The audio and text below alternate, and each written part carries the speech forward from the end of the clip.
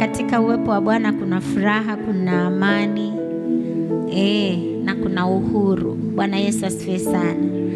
Bwana asifiwe.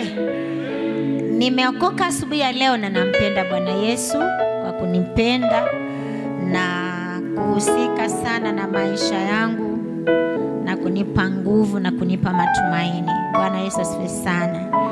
Bwana asifiwe. Nashukuru wote ambao Bwana amewawezesha kuwa hapa asubuhi ya leo, na nashukuru Mungu pia kwa ajili ya our youth ama wanarika wetu ambao last Friday walikesha hapa wakimuita Mungu. Nasema Bwana wabariki sana kwa kusimamia maombi hayo ya Ijumaa. Bwana wabariki sana, Bwana watendee mema. Kila ambacho mlimuita Bwana kwa hicho, Bwana atakifanya kwa sababu ni mwaminifu. Lakini muendelee kumpenda na kumwamini. Amen. Msipoteze matumaini yenu kwa Bwana, msipoteze imani yenu kwa Mungu. Endeleeni kumpenda Mungu na kumtumikia kwa nafasi yote ambayo Mungu anakupatia kuiona. Mtumikie Mungu kwa nguvu zako zote kwa wakati kama huu. Amen. Bwana Yesu asifiwe. Nashukuru Mungu kwa wachungaji wetu wote ambao Bwana amewaweka mahali hapa wakimtumikia Mungu katika madhabahu haya. Naomba kanisa tuwapigie makofi wachungaji wetu. Amen. Amen. Na nashukuru Mungu pia kwa ajili ya viongozi wetu ambaye anasimamia kila department. Bwana kubariki sana kwa kusimama kwa nafasi hiyo ya kuongoza kwa hicho kikundi kidogo, kwa hiyo nafasi ndogo ambayo Bwana amekupa. Si bure kumtumikia Mungu, kuna faida, kuna thawabu. Amen. Hiyo ndio ibada yako kwa Mungu. Unapotumika katika nafasi hiyo, tumika kwa moyo wako wote, kwa sababu Bwana anatazama moyo ambao unamwendea ukiwa umefunguka kwake. Bwana Yesu asifiwe sana. Naomba tukae katika uwepo wa Bwana. Amen. Basi karibuni kwa ibada yetu ya kwanza. Na katika ibada hii ambaye amesimama mbele yako ndiye ambaye atahudumu pamoja nawe. Mungu amemruhusu kuhudumu kwa ibada hii kwa kusudi la Mungu kwa wakati kama huu. Na wewe ambaye Bwana amekuleta mahali hapa kwa ibada hii, basi uko hapa kwa kusudi zuri la Mungu, na nakwambia utabarikiwa. Bwana Yesu asifiwe sana. Mbia jirani utabarikiwa. Amen. Kuja kwako kwa ibada hii ya leo si bure. Kuna mbaraka wako ambao Bwana ameuweka kwa sababu yako wewe ambaye upo saa hii. Amen. Bwana atakubariki sana na Bwana atatembea na wewe, na kila ahadi nzuri ambayo ameiweka kwa ajili ya maisha yako Bwana ataitimiza iwapo wewe utaendelea kumwamini na kumpenda na kumtii. Bwana Yesu asifiwe sana. Basi nataka tuingie katika neno la Bwana. Ibada yetu hii kana kwamba imeanza kuchelewa, lakini naomba Bwana tusaidie tuanze kwa wakati unaofaa, ili tusije tunapoteza muda katika ibada hii. Maana hii ya kwanza ikichelewa inachelewesha na hizo zingine. Kwa hivyo Bwana tusaidie kuweka wakati, kulinda wakati. Amen. Bwana Yesu asifiwe. Kutembea kwa neno la Bwana, hilo ndilo neno ambalo Bwana ameliingiza ndani ya moyo wangu, ameliachilia moyoni mwangu. Kichwa cha ujumbe wetu wa leo ni hilo, ya kwamba kutembea kwa neno la Bwana. Na utatembea namna gani kwa neno la Bwana? Kwa kulitii neno na kuliamini neno. Amen. Na kukubali likae ndani yako. Kilichukua likae ndani yako. Utembee ukiwa unaliamini na unalitii. Basi kila ambacho Bwana amekusudia kwa ajili ya maisha yako kitakamilika, kwa maana chochote ambacho nakiona katika ulimwengu huu kilitendeka kwa neno. Amen. Pasipo na neno la Bwana hakungekuwa na ulimwengu vile ulivyo. Lakini Mungu alinena neno na ulimwengu ukawepo. Amen. Bwana Yesu asifiwe. kulikuwa maji kote ukisoma kitabu cha Mwanzo. Lakini ati roho ya Bwana ikatua juu ya uso wa maji. Alafu roho ya Bwana ilipotua juu ya uso wa maji, akaongea huyo Mungu. Amen. Bwana Yesu asifiwe. Basi maji yakajitenga mahali pake, nchi kavu ikatokezea. Amen.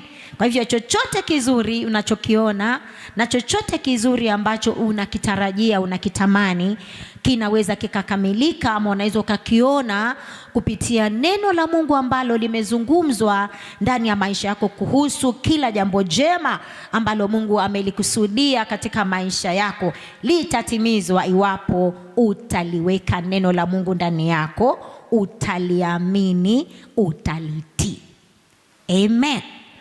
Basi naomba tuingie katika neno la Bwana. Kana kupatia utangulizi huo, na Bwana atatubariki. Kitabu cha Mwanzo mlango wa 12.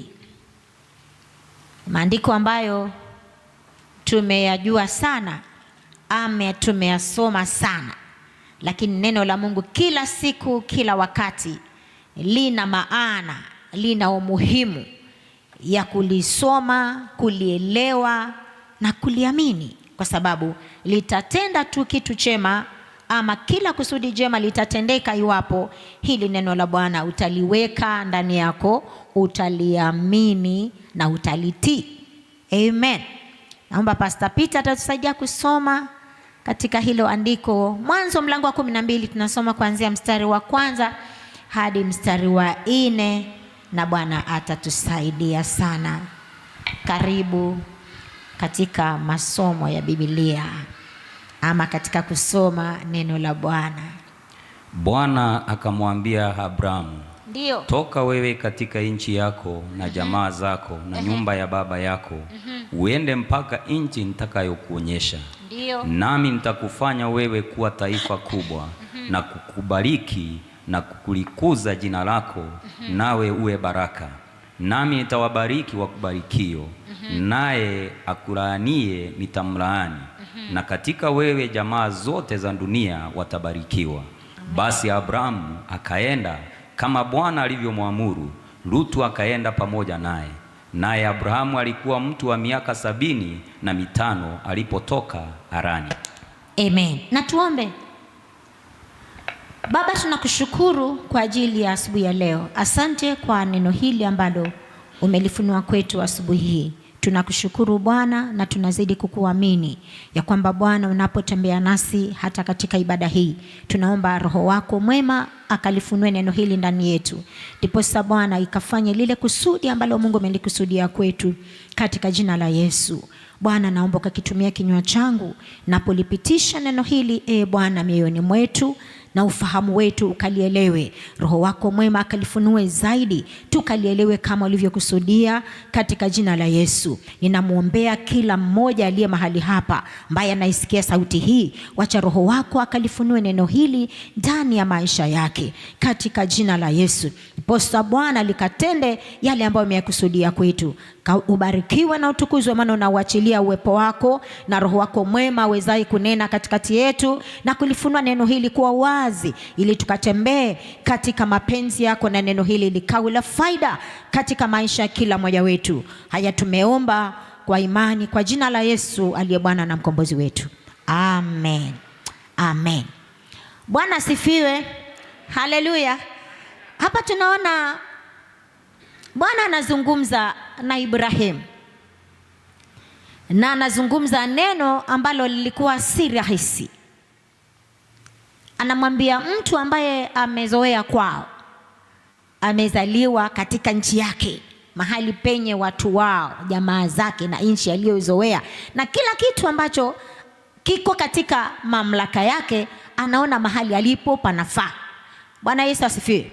Lakini hapa Mungu anamwambia Ibrahimu, amekuja amwambie ya kwamba toka wewe katika nchi yako na katika jamaa yako, jamaa zako zote, nchi yako na wazazi wako uliowazoea, jamaa zako uliowazoea, utoke na uende mahali ambapo nitakuambia.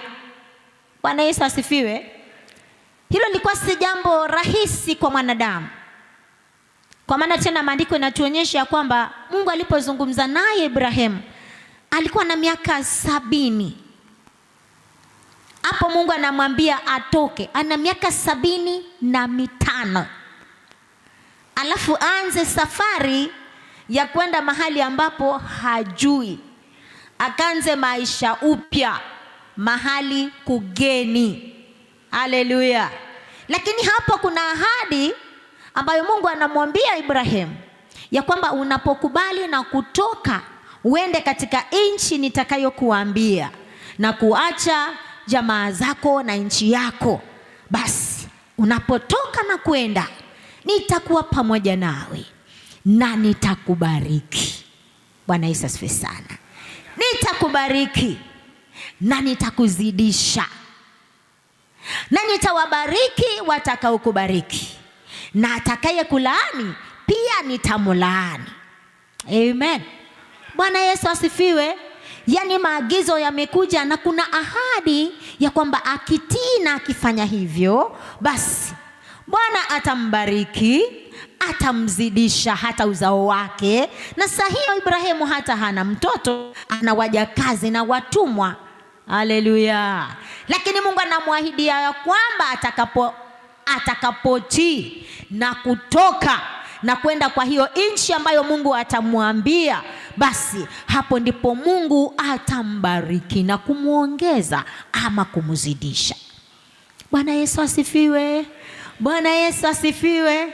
Kwa hivyo kuna ahadi nzuri ambayo Mungu huiachilia kwa mtu ambaye atatembea kwa kuitii sauti ya Mungu, kulitii neno la Bwana, kumwamini yule ambaye anaongea kuhusu maisha yake. Bwana Yesu asifiwe sana. Wakati ambapo unalisikia neno la Bwana na kulipokea ndani ya maisha yako na kuliamini na kutembea katika hilo neno, kuna ahadi ambayo Mungu huifanya kwa yule mtu anayetii sauti ya Bwana, anayemheshimu Mungu, anayemwamini Mungu na kufanya vile ambavyo Mungu amesema. Bwana humbariki mtu huyo. Amen. Bwana Yesu asifiwe. Kwa hivyo kuna maagano mazuri ama maagizo ambayo tunapoyachukua, tunapoyaangalia, unaweza kuyaona ni magumu tu kama mwanadamu wa kawaida, lakini unapoyatii, ikiwa Bwana amekuagiza toka, ukitoka Bwana anakubariki. Amen. Bwana Yesu asifiwe sana. Hapa kutoka, Mungu hapa sisi hatuambii tutoke katika nchi yetu. Mungu anatamani tunapoisikia sauti yake na kulichukua neno lake tutembee nalo. Kuna vitu ambavyo unastahili kuviacha. Haleluya. Bwana Yesu asifiwe. Kuna vitu ambavyo haustahili utembee navyo katika safari ya wokovu, katika maisha ya Mkristo. Kuna vitu unastahili kufanya nini? Kuviacha na kuenda kule ambapo Bwana anakuambia. Akisema nenda kulia, unaenda kulia. Akisema tembea kushoto, unatembea kushoto. Iwapo utatii hilo neno la Mungu, ukitembea na amri za Bwana, ukitii sauti ya Bwana, neno la Bwana, kuna ahadi ambayo Mungu hatakosa kukupatia ama hatakosa kumpa yule mteule ambaye ni mwaminifu na mtiifu kwa Bwana. Bwana Yesu asifiwe. Kwa hivyo tunaona Ibrahimu akafanya kama Bwana alivyomwagiza. Haijalishi umri wake. Amen. Haikujalisha umri wa mkewe. Lakini wapo Mungu amesema Ibrahimu anatii na akatoka aende mahali ambapo hajui, lakini anaamini ya kwamba Mungu anajua ni wapi. Anaamini Mungu hatanipoteza, Mungu hatanifanya nipotee katika njia, kwa maana anatembea nami, ninamwamini. Haleluya. Bwana Yesu asifiwe. Hilo ni neno la Bwana mpendwa, ya kwamba mwaka huu ikiwa unataka kila neno ambalo Bwana amelisema kwa ajili ya maisha yako kutimizwa na kuonyesha ya kwamba Mungu yuko pamoja nawe, akakupatia kila unachokihitaji, ukapokee kwa utele. Anatamani utembee kwa neno lake kwa utiifu na kwa kuliamini hilo neno. Haleluya. Bwana Yesu asifiwe. Napolitii neno la Bwana, Bwana atakupatia kila agano zuri, kila ahadi nzuri juu ya maisha yako, maana Mungu ni mwaminifu na hatakoma kulifanya neno lake kuwa kweli kwa wale waliaminio. Haleluya. Bwana Yesu asifiwe. Basi kutembea katika neno la Bwana ni kwa kulitii neno la Bwana, kulitii, kuliamini. Bwana Yesu asifiwe. Na ati kuna gharama katika kutembea na neno la Bwana. Amen. Unapotembea kwa neno la Bwana, gharama ni ile ambayo unafanya nini? Unalitii neno na unawacha vitu vingine ambavyo umevizoea. Amen. Hiyo ni gharama. Lakini unapolipa hiyo gharama kwa kuacha vitu ulivyovizoea, kuacha mila uliozoea, kuacha marafiki uliowazoea, ni gharama, lakini kuna faida. Amen. Bwana Yesu asifiwe. Kwa hivyo kutembea katika neno la Bwana na maagizo ya Bwana kuna gharama na kuna faida. Amen. Bwana Yesu asifiwe sana. Wacha tuone hiyo faida inapatikanaje katika kutii neno la Bwana, katika kuamini neno la Bwana. Faida unaipata kwa njia gani? Tusome tena kitabu hicho cha Mwanzo 22.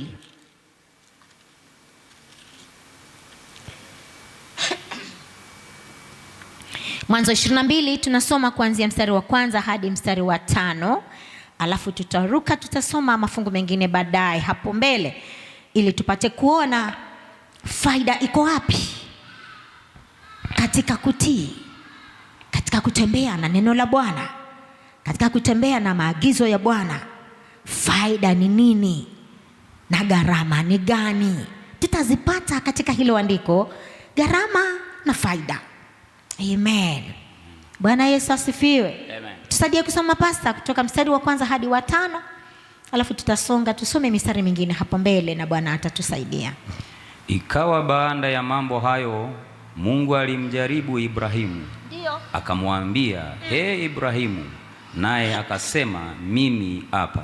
Akasema, "Umchukue mwanao, mwana wako wa pekee, umpendaye Isaka, ukaende zako mpaka nchi ya Moraya, ukamtoe sadaka ya kuteketezwa uko juu ya mlima mojawapo nitakaokuambia." Ndio. Ibrahimu akaondoka alfajiri, akatandika punda wake, akachukua vijana wawili pamoja naye na Isaka mwanawe, akachanja kuni kwa ajili ya hiyo sadaka ya kuteketezwa. Akaondoka akaenda mpaka mahala alipoambiwa na Mungu.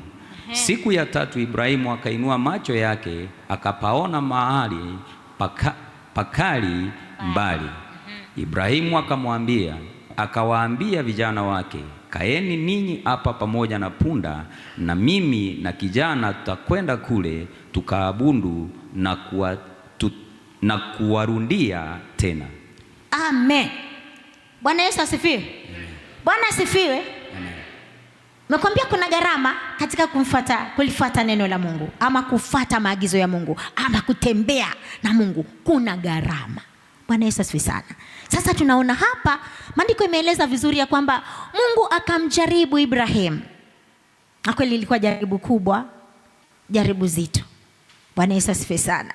Lakini katika hilo jaribu, Mungu alikuwa anaangalia moyo wa Ibrahimu, unavyompenda, unavyomheshimu na unavyomtii. Amen. Anamwambia Ibrahimu, "Nimekujia tena Ibrahimu. Nataka ufanye nini? Umtoe mwanao wa pekee umpendaye Isaka." Ni yule mtoto wa ahadi ambaye amezaliwa miaka ikiwa imeendelea sana, Bwana Yesu asifiwe sana. Lakini hapa neno la Mungu ama Mungu anamjia tena Ibrahimu, alimwambia atoke, akatoka. Na sasa hivi akaendelea kungojea ahadi ya mtoto ambaye alimwambia huyo ndiye atakaye kurithi, wala si huyu mtumishi ambaye alitoka Dameski, ama ni huyu ambaye unamuita aliyezaliwa katika nyumba yako ndiye mrithi. Atakaye kurithi ni utakaye mzaa wewe na mkeo Sara. Sasa huyu mtoto amezaliwa. Bwana Yesu asifiwe sana. Mungu amemjia tena, anamwambiaje? Mtoe mwanao umpendaye Isaka, umtoe kama sadaka ya kuteketezwa. Amen. Bwana Yesu asifiwe. Tena namwambia nenda mpaka nchi ya Moria. Huko utakapofika kwa mlima mmoja wapo nitakao kuonyesha, ndipo mahali utafanya nini? Utatengeneza madhabahu ya kuleta sadaka ya mwanao. Haleluya. Bwana Yesu asifiwe. Imetuonyesha ya kwamba Ibrahimu akakubali, akatoka, kwa maana Bwana amemwambia. Na safari anayoiendea saa hii ni safari ambayo moyoni mwake inamfanya anaugua, lakini anamtii Bwana. Haleluya. Yana anatembea ikiwa moyoni anahuzunika, lakini anamtii Bwana. Iwapo ndiye amenipa huyu mtoto, na iwapo yeye anamtaka huyu mtoto, ninampatia tu kwa sababu ndiye amenipa, lakini moyoni anaugua, lakini anamtii Bwana. Bwana Yesu asifiwe. Sema kutii Bwana ni gharama. Haleluya. Si rahisi mpendwa, lakini baadaye kuna faida kwa yule ambaye atamtii Bwana, atamheshimu Bwana, atamwamini kile alichokisema Bwana. Mtu huyo ataiona faida. Lakini kwanza anaugua. Ibrahimu anatembea, na maandiko yametuonyesha kumbe walitembea kwa safari ya siku 3. Bwana Yesu asifiwe. Na siku 3 zilipoisha, akatazama akaona mahali bado ni mbali, lakini akajua ya kwamba milima ambayo ninaiona sasa, hii ndiyo nchi ya Moria, lakini milimani bado ni mbali, na kile ambacho naenda kukifanya kule sitaki hawa wengine wakione. Haleluya. Bwana Yesu asifiwe. Sema kuacha. Haleluya. Sasa hapo maandiko yanatuonyesha ya kwamba Ibrahimu anaambia wale vijana waliotembea naye, wakiwa wengine ndio wanamsaidia kutembea na punda na kubeba zile kuni, anawaacha mahali. Bwana Yesu asifiwe sana.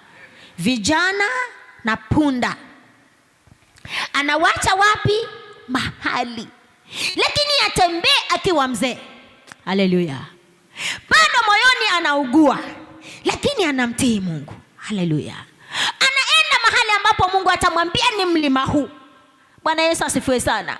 Kwa hivyo anaacha watumishi wanaomsaidia. Bwana Yesu asifiwe.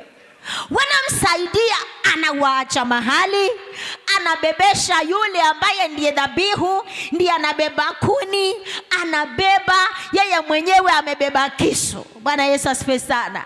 Lakini anaenda kwa maana Bwana amesema. Haleluya. Unapotii, Bwana Yesu asifiwe sana, unapotembea kwa neno la Bwana na kulitii, gharama moja ni hiyo ambayo inaitwa nini?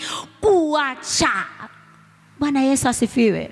Kwa hivyo unastahili, wakati ambapo natamani Bwana atembee nawe, neno la Bwana liwe dhahiri kwako, litende kile ambacho Mungu amekikusudia katika maisha yako, kuna kuacha.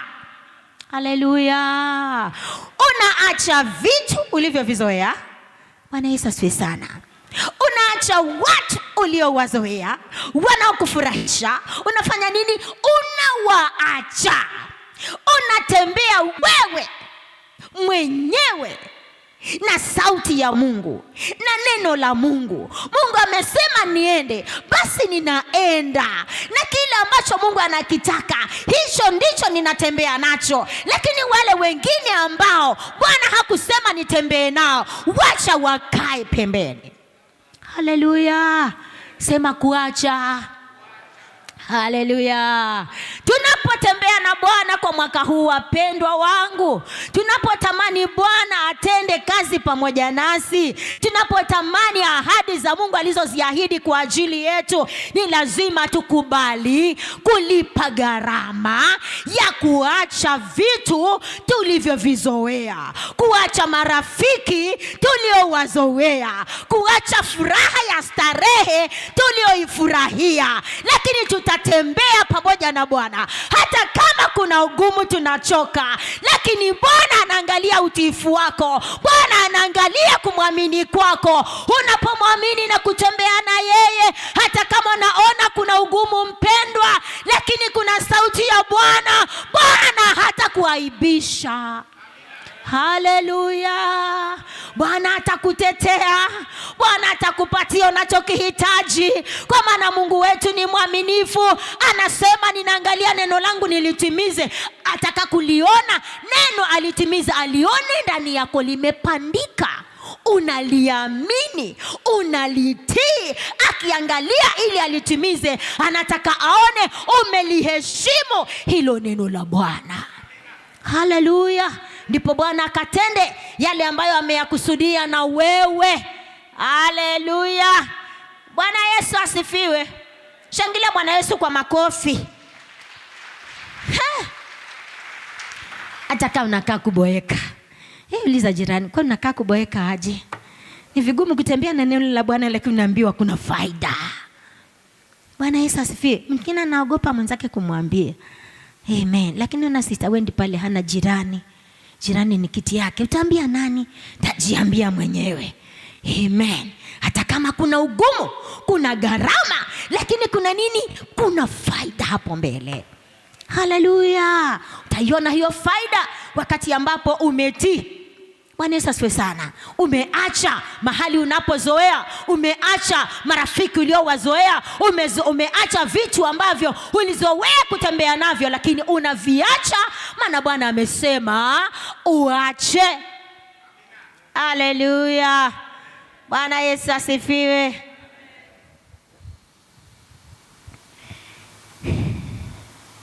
Basi naomba tuendelee hapo mbele kidogo. Mistari tunarukaruka mingine kwa sababu ya masaa yetu yameenda haraka sana. Nataka tuangalie kile Ibrahimu amekikiri, amekiongea. Amen. Kwa maana anaamini ya kwamba Mungu wake si mwongo. Bwana Yesu asifiwe sana.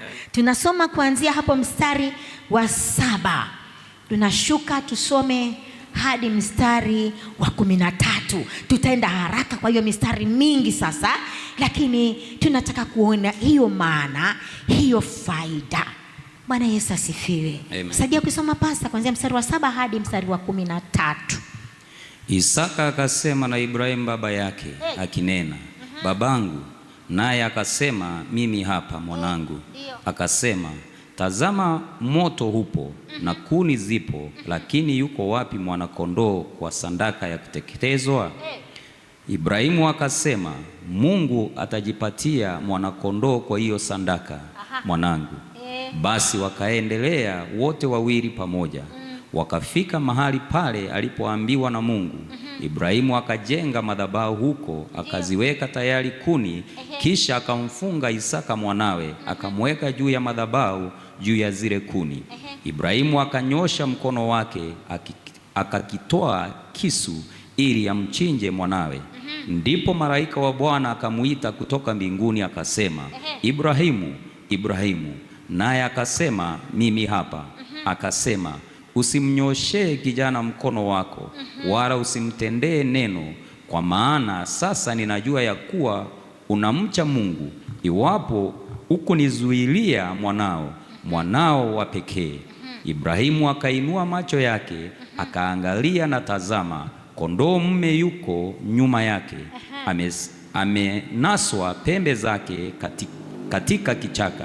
Basi Ibrahimu akaenda akamtoa huyo kondoo, akamtoa hawe sadaka ya kuteketezwa badala ya mwanawe. Haleluya! Bwana Yesu asifiwe. Bwana asifiwe. Sasa kama hakutii huyu Ibrahimu baba yetu wa imani, ameenda nchi, amefika baada ya siku 3 kwa safari, na bado anaona safari iko mbali. Kama angesema kwa sababu tu Moria ni hapa ama Moria ni hii nchi, lakini vilima ni kule, ni mbali, nisiende. Hii kitu ambayo Mungu alikuwa anajua akifika kwa huo mlima. Bwana Yesu asifiwe. Bwana asifiwe. Angeipata wapi kama hangefika kwa kile kilima ambacho Mungu amemwambia? Bwana Yesu asifiwe sana. Kwa hivyo kutii, tunapotembea na Bwana, tunapotembea na neno la Bwana na kumtii Bwana na kumwamini Bwana, analeta yale ambayo yanakufaa kwa wakati. Iwapo umetii sauti ya Bwana, umetembea na neno lake, hata kama kutakuwa na ugumu mpendwa, lakini usiache njiani. Haleluya. Ambia jirani, usiache njiani. Haleluya. Tembea mpaka ufike mahali ambapo Bwana amekuambia. Kwa maana tunaona hapa Ibrahimu amefika kweli. Amefika mahali ambapo anajua kilima ni hiki ambacho Bwana ameniambia. Kilima kimoja ni hiki. Akasikia ni hapa kuna amani. Nafikiri ni hapa. Akasikia ndani ya moyo wake, anahakikishiwa ni hapo. Amen. Lakini tumeona kwanza Ibrahimu akizungumza hapo nyuma kwa mstari wa 7, akiulizwa na mwanawe. Bwana Yesu asifiwe sana. Baba yangu, tunaenda kweli mahali tunapotoa dhabihu yetu, mahali tukufanya ibada. Sasa tunaona hapa kuni tuko nazo. Amen. Na moto ninaamini Baba uko nao. Lakini yule mwanakondoo wa sadaka yuko wapi? Haleluya. Anakiri, anaongea Ibrahimu kwa imani ya Mungu wake. Amen. Anamwambia, mwanangu, usijali, Mungu atajipatia sadaka. Haleluya. Haleluya. Ingawaje moyoni mwake yeye alikuwa anajua Mungu ameniambia ni huyu mtoto ndiye nitamtoa sadaka, lakini hawezi kumwambia sadaka ni wewe. Amen. Anasema Mungu atajipatia hiyo sadaka. Bwana Yesu asifiwe sana. Kwa hivyo kukiri kile ambacho unajua ya kwamba Mungu anaweza kukifanya pia ni silaha. Ambia mtu, kukiri ni silaha. Haleluya. Hiyo alikuwa anaiongea kwa imani kwa huyo Mungu wake, na anaogopa kumwambia mwanawe sadaka ni wewe, lakini anasema Mungu atafanya nini? Atajipatia hiyo sadaka mwanangu. Kwa hivyo wanasaidiana kujenga madhabahu na mwanawe. Bwana Yesu asifiwe. Haleluya. Kwa maana amekiri ya kwamba Mungu atajiletea hiyo sadaka, na alipokumaliza kujenga madhabahu katika mlima ule ambao Bwana amemwambia. Bwana Yesu asifiwe sana.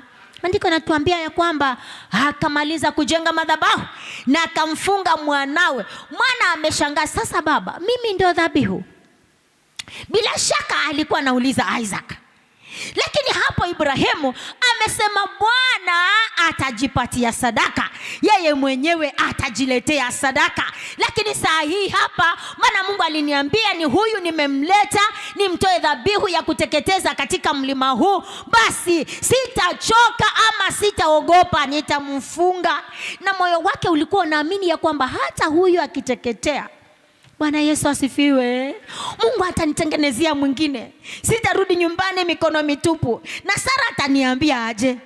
Akiuliza mwanawe yako wapi, nitamwambia aje? Maswali alikuwa nayo, lakini ana imani kwa Mungu aliyemwambia enda ukatoe dhabihu.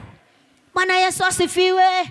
Maandiko yametuonyesha hapa alipomweka juu ya madhabahu, juu ya ile kuni, zile kuni amezipanga ili amteketeze, anatoa kisu katika ala yake. Haleluya. Bwana Yesu asifiwe. Kumbe tayari kulikuwa na sadaka. Mungu ameituma pale mahali bali kwa ajili ya Ibrahimu aliyeitii sauti ya Mungu, aliyeheshimu sauti ya Mungu, aliyemwamini Mungu wake, akatoka akaenda afanye kama Bwana alivyomwambia. Kwa hivyo Bwana ametuma sadaka kondoo anayefaa kuchomwa, wala si Isaac. Haleluya! Bwana Yesu asifiwe. Wapendwa, tunapoitii sauti ya Bwana, tunapotembea na neno la Bwana, hautakwama katika maisha yako. Mahali ambapo Bwana amesema upite na hapa, ukipita na hapo kwa sauti ya Bwana, utamwona Bwana akikutetea. Bwana atatembea pamoja nawe. Bwana atakupigania wala hatakuaibisha. Haleluya! Bwana Yesu asifiwe. Hapa tunaona Ibrahimu, jameni, Bwana amejiletea sadaka ya kondoo ambayo Mungu ameiweka kwa ajili ya Ibrahimu mtiifu, anayemwamini Mungu na kumtii, anayemheshimu Mungu siku zote. Bwana ameleta sadaka kwa ajili ya Ibrahimu, wala si mtoto wake. Haleluya! Unapomtii Mungu mpendwa, na kutembea na sauti ya Mungu na amri ya Mungu na neno la Mungu ndani yako, Mungu hatakuaibisha, Mungu hatakuacha. Haleluya! Utamwona Bwana akikupigania katika njia zako. Utamwona Bwana akikutetea katika shughuli zako za kila siku, kwa maana wewe ni mtiifu kwa neno la Mungu na umetembea ukiliamini hilo neno. Bwana hatakusahau wala hatakuacha. Shangilia Bwana Yesu kwa makofi. Haleluya, haleluya. Bwana Yesu asifiwe. Ibrahimu akamwona Mungu mwaminifu, kwa maana Mungu ameleta ile sadaka. Naye Isaac akajua kwamba kumbe Mungu alikuwa amewekea baba yangu sadaka hapa, na kwa maana alikuwa hajaiona, lakini amefika, angenitoa mimi, lakini Mungu amefanya nini? Ameleta sadaka ya kuteketezwa, na mimi akarudi akiwa na imani na huyo Mungu wa baba yake. Bwana Yesu asifiwe sana. Akiwa na imani na huyo Mungu wa baba yake. Bwana Yesu asifiwe. Kwa hivyo wapendwa, katika kutembea na Mungu katika maisha yetu, Bwana ataonyesha uaminifu wake katika maisha yako. Atauonyesha uweza wake unapotembea naye na kuitii sauti yake na kumheshimu na kumwamini na kuachana na vitu ambavyo Mungu havipendi. Unapoacha hata wale ambao unaona hata huyu niache. Bwana Yesu asifiwe sana. Ukiachana na huyo, Bwana atakuletea mtu wa sawa. Ambia jirani, Mungu atakuletea business partner wa sawa. Haleluya. Bwana Yesu asifiwe. Hata yule mchumba. Bwana Yesu asifiwe sana. Hapa nafikiri kuna wasichana ama young ladies, girls, ambao wako katika hiyo njia ya kwamba akiona huyu nafikiri ni yeye. Bwana Yesu asifiwe. Lakini ukimwona, mbie jirani, ukimwona yule ambaye si wa sawa, na ikiwa wewe namtii Mungu, Mungu akikwambia huyu muache, muache. Haleluya. Bwana Yesu asifiwe. Na usipomwacha atakufanya kirago, ama kinaitwaje, kadomat, kakupangusia miguu yake akienda zake. Kwa maana huyo Bwana akikwambia muache, anajua si wa sawa, muache. Haleluya. Muache. Maana Bwana anataka utembee na yeye na akakupe yule wa sawa, wala si huyo ambaye unasema sasa huyu hata ananisaidia saa nyingine kulipa nyumba, business yangu saa nyingine inakwama, lakini huyu ananisaidia kulipa rent, wacha nitembee naye. Nakwambia mwanangu, atakuzalisha huyo ndugu na atakuacha. Haleluya. Wadada, haleluya. Bwana Yesu asifiwe. Utakuwa kama mama ambako kana vitoto havina baba yao. Kwa sababu umefanya nini? Umekataa kuacha kile Mungu amesema uache. Ukiwacha, Mungu anakupa cha sawa. Haleluya. Shangilia Bwana Yesu kwa makofi. Hiyo ni ngumu, ni gharama, lakini ina faida utakapoitii sauti ya Bwana, utakapoliheshimu neno la Mungu, Bwana hata kuaibisha. Bwana Yesu asifiwe. Lakini usipoacha, wewe utaishi kwa aibu kila mwaka. Ambia jirani, utaishi kwa aibu kila mwaka. Utaishi kwa aibu kwa sababu unaacha alafu unamrudia. Kiacha unamrudia. Utaishi kwa aibu na majuto kila mwaka. Haleluya. Bwana Yesu asifiwe. Si unaona yule alisema nitakusaidia kulea huyu mtoto na ameenda mitini. Bwana Yesu asifiwe sana. Huko kwetu anasema ameenda mishomoroni. Si kila mahali kuna mishomoro, ni amepotea tu. Alafu ukiona mwingine tena, sasa sijui nisipomkubalia sijui atafanya nini. Wacha tu. Kila kitu ni kuriski. Una riski na maisha yako na watoto wako. Wewe angalia mtu, mwambie wewe usijali, usikubali. Haleluya, usikubali. Hata kila kitu ni kuriski. Si namna hiyo unayofanya wewe.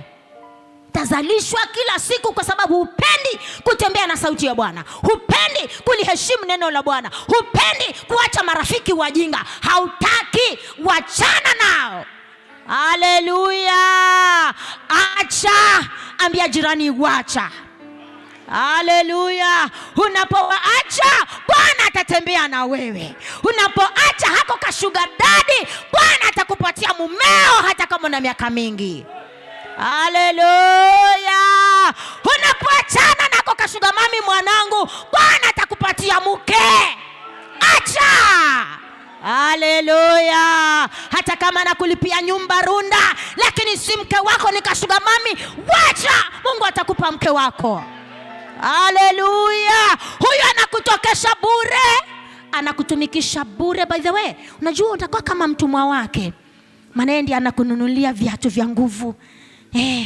Anakulipia nyumba, anakupeleka salon kama mtoto wake. Ni unajua kwamba huyu si mama yangu, anakutumikisha bure. Wachana naye. Haleluya. Bwana Yesu asifiwe. Kuacha ni gharama, lakini kuna faida. Ambia jirani, kuna faida baadaye. Gharama ni sasa, maana nalipiwa nyumba ya bei ghali. Lakini huyo mtu anayekulipia nyumba si bwana yako, ni bwana ya wenyewe. Wachana naye. Haleluya. Tembea ukimheshimu Mungu. Tembea ukilitii neno la Mungu. Bwana atakupatia wa kwako. Haleluya. Bwana Yesu asifiwe. Chapia Bwana Yesu makofi hata kama nakuazirika kidogo. Amen. Bwana Yesu asifiwe sana. Kutembea na neno la Mungu jameni ni vizuri sana. Ni gharama, lakini kuna utamu mahali pake. Bwana Yesu asifiwe sana. Utauona utamu wakati ambapo umelitii neno la Mungu na amekuletea kitu ambacho hata ukikukusudia unakiangalia, kweli hiki ni cha kwangu, na Mungu amekupa tu, ni cha kwako. Bwana Yesu asifiwe sana. Hata mwingine aseme hata hafiti na hiyo nyumba. Hata hafiti na huyo boy. Hata ndiye anayemuoa hata hafiti. Unafiti kwa maana umefiti machoni pa Bwana. Haleluya. Bwana Yesu asifiwe.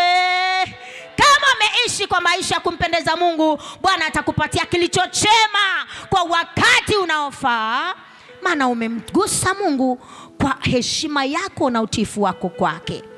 Bwana Yesu asifiwe. Some andiko lingine na naamini tuko karibu kumaliza.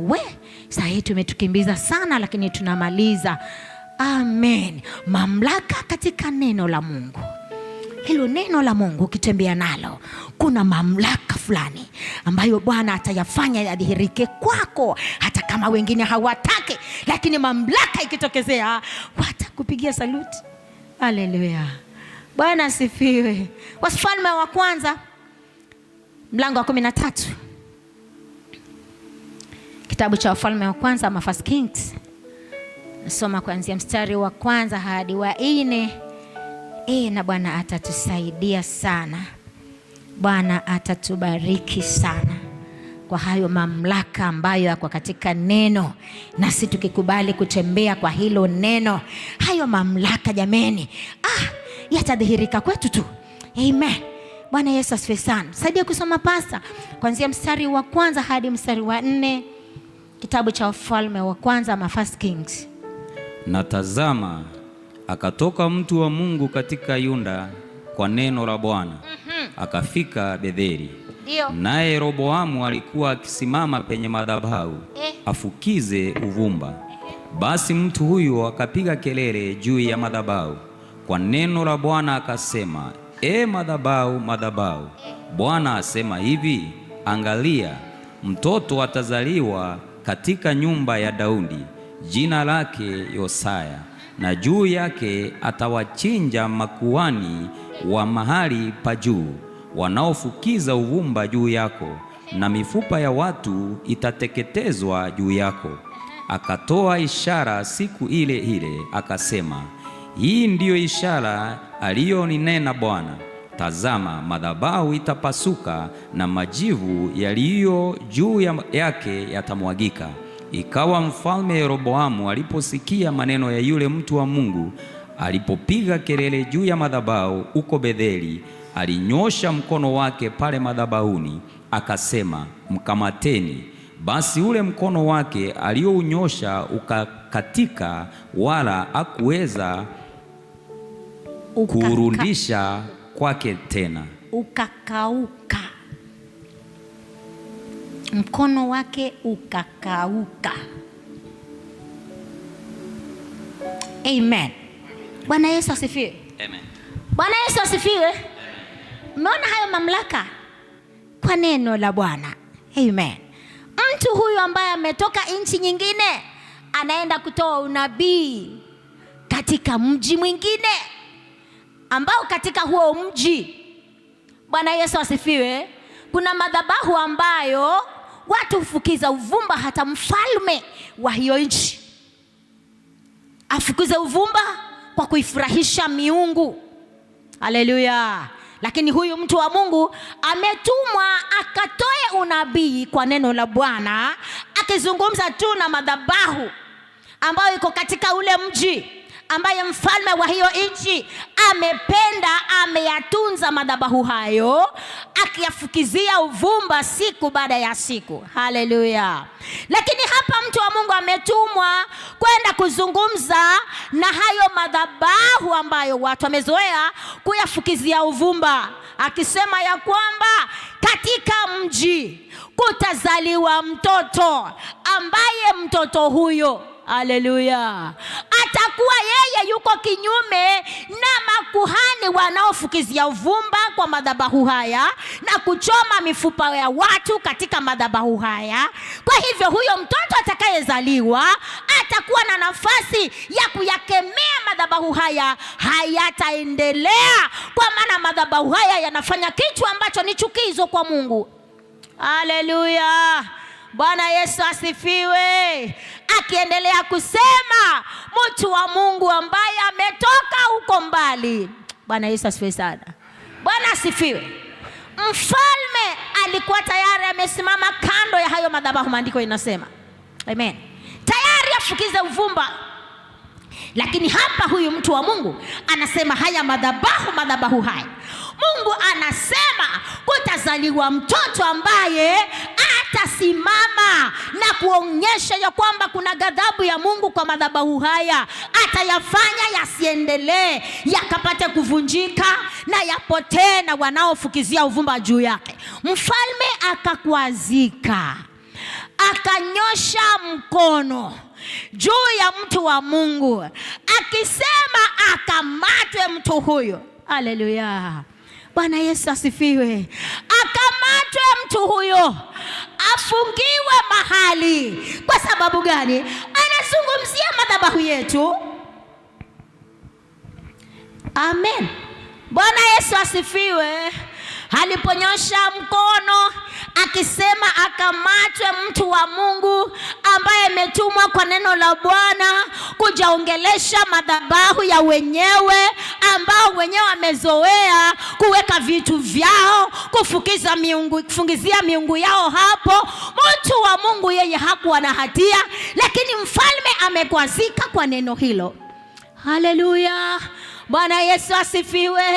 Akasema akamatwe mtu huyo, afungiwe ndani, na bila shaka angeadhibiwa. Kwa sababu gani? anaongea kinyume cha madhabahu ya watu ambao wenyewe wanayatunza. Haleluya.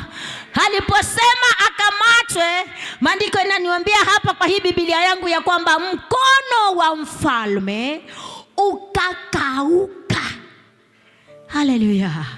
Akawa hawezi kurudisha mahali pake, na amesema tu mkamateni huyo ambaye anazungumza kuhusu madhabahu yetu, akamatwe, awekwe mahali pa adabu, kwa sababu amekuja kusumbua miungu yetu ama madhabahu yetu. Mikono yake mtu ikakauka. Haleluya. Bwana Yesu asifiwe sana.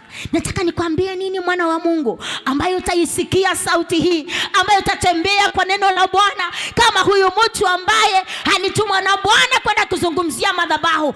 Unapotembea kwa neno la Bwana na kumwamini Bwana na kumtii Bwana, haijalishi kuna madhabahu katika jamii yako, haijalishi kuna madhabahu katika watu wako ambao inazungumza kinyume na wewe, hawajalishi wanafukiza miungu hiyo, wanaweka sadaka za namna gani, lakini iwapo utatembea kwa neno la Bwana, atakayenena kinyume na wewe, kwa maana unatembea katika neno la Bwana, unatembea kwa kumtii Mungu, atakayenena kinyume nawe, Bwana atapambana naye. Haleluya. Lakini ni lazima utembee kwa kumtii Bwana, utembee ukiliheshimu neno la Bwana, utembee ukiliamini neno la Bwana, naye Bwana atakutetea. Haijalishi kwenu kuna madhabahu ya aina gani, lakini kupitia wewe madhabahu ya uovu hayataendelea katika jamaa zako. Madhabahu ya ukora haitaendelea katika jamaa zako. Madhabahu ya umaskini hayataendelea, kwa maana yupo ambaye anatembea kwa neno la Bwana kwa wakati ulioamuriwa, ambaye Bwana amemtuma katika hiyo jamii ili akapate kuongea kwa madhabahu yanayokandamiza jamii zako. Bwana atakutumia wewe iwapo utatembea kwa neno la Bwana, kuliheshimu na kulitii, hata kama kuna gharama ya kukosa kuheshimiwa, ya kukosa kuonwa vizuri kwa jamaa zako. Lakini kuna faida wakati ambapo madhabahu za mapepo zitashuka. Hazitaongea juu yako, hazitaongea juu ya jamii yako, hazitatawala jamaa zako, maana upo ambaye unatembea kwa neno la Mungu linalonena wema, linalonena uzima, linalonena ufanisi. Litatenda kazi juu ya maisha yako kwa jina la Yesu. Pigia Bwana Yesu makofi na shangwe kwa Bwana. Faida ya kutembea kwa neno la Bwana, utasahauliwa na wengine, lakini Bwana atakukumbatia. Wengine wa jamii watakudharau, watakuchukia, lakini Bwana atakupongeza, atakuweka mahali pa juu, maana upo kwa wakati ulioamuriwa. Kwa neno la Bwana upo. Unapomtii Bwana, Bwana atasimama na wewe, atakutetea, atakupigania.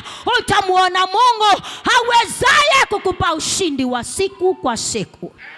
Shangilia Bwana Yesu kwa makofi. Haleluya. Bwana Yesu asifiwe. Kuna gharama kutembea na Bwana, lakini kuna uzuri katika kutembea na Bwana, kuliamini neno la Mungu, kulitii neno la Mungu.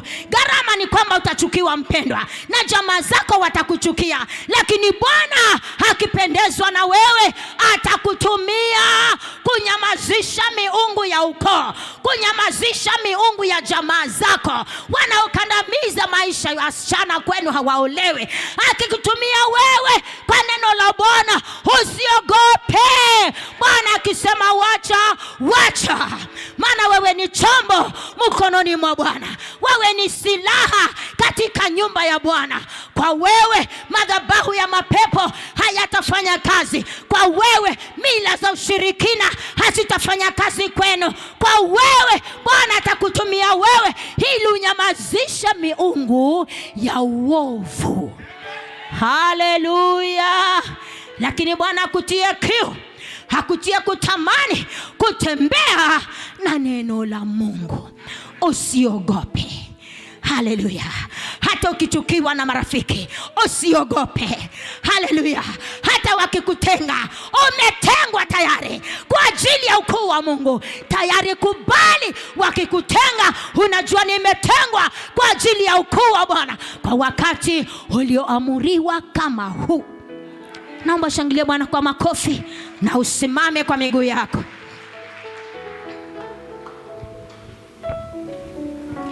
Haleluya, haleluya.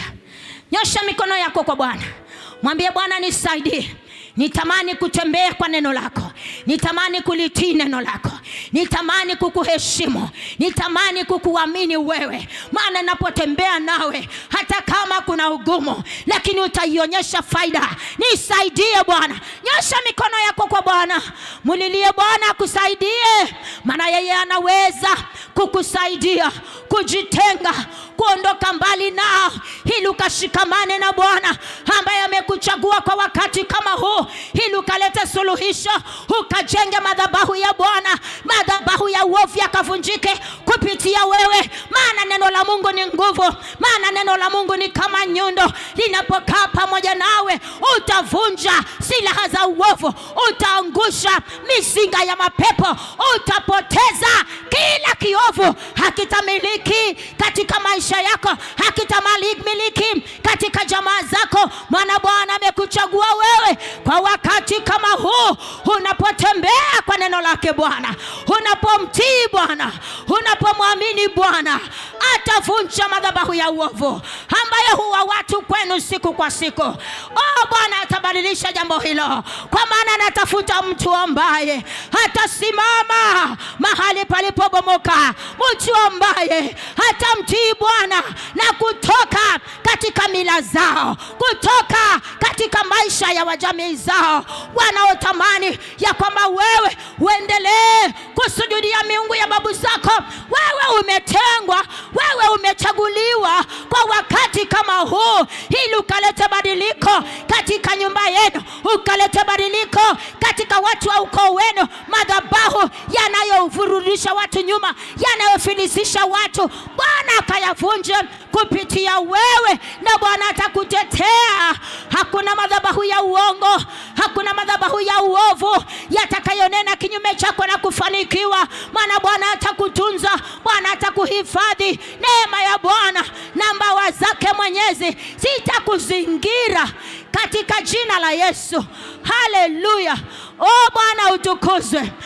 Bwana uhimidiwe. Wewe unayetupenda, wewe unayetuchagua, umetuchagua ewe Bwana kwa wakati kama huu. Tutembee kwa neno lako, ambalo neno lako hilo ni nguvu. Neno lako hilo ni kama nyundo ivunjayo mawe vipande vipande.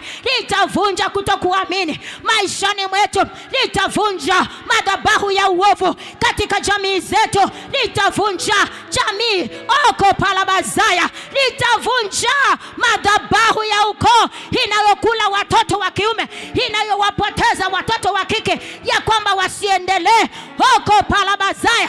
Bwana atakutumia mtu leo, Bwana atatumia mtu siku ya leo kuwa silaha za Bwana, kwa uweza wa Bwana na kwa neno la Bwana likijaa ndani yako. Hautakuwa wa kawaida, hautakuwa msichana wa kawaida, hautakuwa kijana wa kawaida, maana kuna uweza wa neno la Bwana ndani yako, liwezalo kuangusha misinga ya mapepo, iwezayo kuangusha madhabahu ya kijamii iliyowekwa kuzorotesha akili za watu. Haitakuzorotesha wewe, maana Bwana atatembea nawe, maana yeye ni mwaminifu. Haleluya, haleluya. Utukuzwe Bwana, uhimidiwe Yesu, unayetupenda, unayetujali, unayehusika nasi Bwana. Asante kwa maana unatamani mtu anayetamani kutembea nawe. Bwana akajawe na wewe katika jina la Yesu. Neno lako likajae ndani yake. Haleluya. Oko palabazaya, katika jina la Yesu Kristo. Yeyote ambaye Bwana unamchagua leo atakayetembea nawe, atafanya madhabahu ya mapepo yasifanye kazi kwao, maana unamtumia yeye kama silaha ya vita, unamtumia yeye kama nyundo ivunjayo.